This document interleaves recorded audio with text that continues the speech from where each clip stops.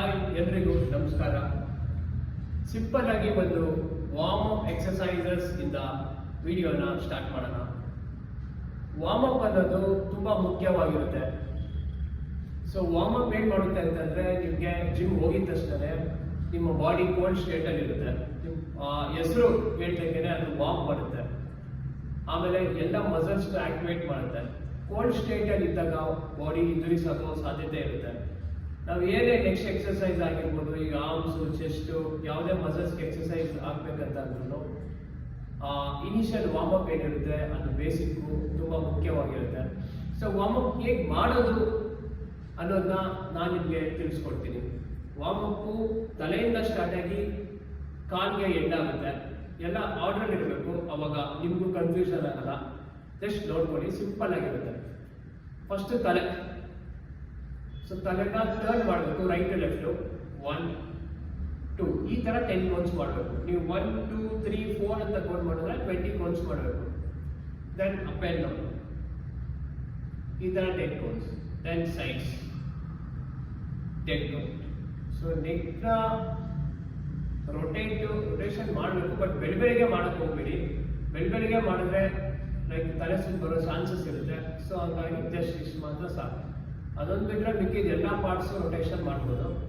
Next part ಬಂದು shoulders. ಎಲ್ಲ order ಇರಬೇಕು, ಅವಾಗ ನಿಮಗೂ ಕನ್ಫ್ಯೂಸ್ ಆಗಲ್ಲ. Front end, back end, then chest, then hand rotations, front end, back end. ನಾನು ಜಸ್ಟ್ ನಿಮಗೆ ತೋರಿಸ್ತಿದ್ದೀನಿ, ಬಟ್ ನೀವು ಕೌಂಟ್ಸು ಕರೆಕ್ಟಾಗಿ ಮಾಡಬೇಕಾಗುತ್ತೆ. Then hip rotations, right side 10, left side 10, hip side push.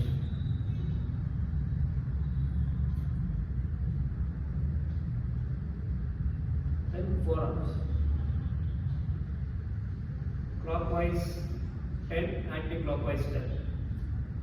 ಮೊಬಿಲಿಟಿಗೋಸ್ಕರ ಫೋರ್ಆರ್ಮ್ಸ್ನ stretch ಮಾಡಿ ಸ್ಲೋ ಆಗಿ ಈ ಥರದ ಮಾಡಬಹುದು.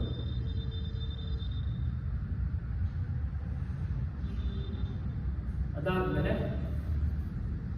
ಎಂಟೈರ್ ಬ್ಯಾಕ್ ಟು ಲೆಗ್ಸ್ ಎಲ್ಲ ಮೋಷನ್ ಎಕ್ಸಸೈಸ್ ಆಗೋಕ್ಕೆ ಒಳ್ಳೆ ಎಕ್ಸಸೈಸ್ ಇದು, ಒಳ್ಳೆ ವಾರ್ಮ್ ಅಪ್ ಇದು. 1 2 3 4 ಇದು 1 ಕೌಂಟು. ಈ ಥರ 10 ಕೌಂಟ್ಸ್ ಮಾಡಬೇಕಾಗುತ್ತೆ. ಇದಾದ್ಮೇಲೆ ಹ್ಯಾಂಡ್ ಟೋ ಟಚ್ ಮಾಡಿ ಇದು 10. ಮತ್ತೆ ನೀ rotations, clockwise 10, anti-clockwise 10. Then feet rotations, clockwise 10, anti-clockwise 10. Same with left leg, clockwise 10, anti-clockwise 10. ಆಮೇಲೆ ಸ್ವಲ್ಪ ಜಾಗಿಂಗ್, ದೆನ್ ಜಂಪ್. ನೀವು ಮಾಡ್ತಾ ಮಾಡ್ತಾ ಫಸ್ಟ್ ಮಾಡಿ front to back, then right left, ಅಷ್ಟೇ. ಇದಾದ್ಮೇಲೆ ಸ್ಟಾಪ್ ಮಾಡಬೇಕು.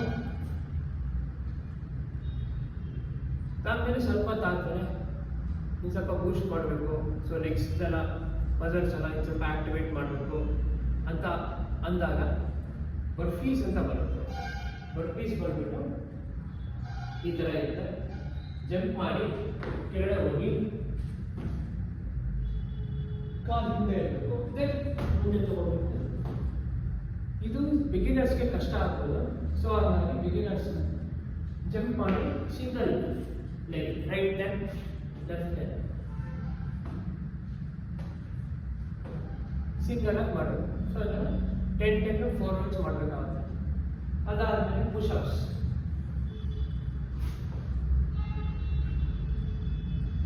ಇದು ಬಿಗಿನರ್ಸ್ಗೆ ಆಗಲ್ಲ. ಸೊ ಹಾಗಾಗಿ ನೀ ಸಪೋರ್ಟ್, ಯಾರಿಗೆ ಆಗಲ್ವೋ ಅವರು ನೀ ಸಪೋರ್ಟ್ ತಗೊಂಡು ಹೀಗೆ ಪ್ರಾಕ್ಟೀಸ್ ಮಾಡಿ.